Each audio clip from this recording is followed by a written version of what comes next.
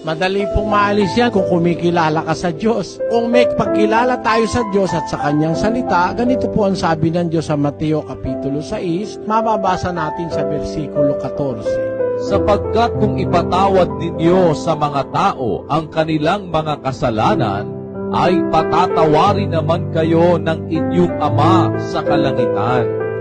Datapwat, kung hindi ninyo ipatawad sa mga tao ang kanilang mga kasalanan, ay hindi rin naman kayo patatawarin ng inyong Ama ng inyong mga kasalanan.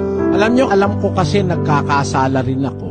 Kung alam ko nagkakasala ako, kailangan kong mapatawad ako ng Diyos. Baka dumating yung isang araw na magalit ang Diyos sa akin, wala na akong pupuntahan. Kaya kung alam kong gano'n na nagkakasala ako at nangangailangan ako ng pagpapatawad ng Diyos, laging nasa isip ko para mapatawad ako ng Diyos, dapat magpatawad din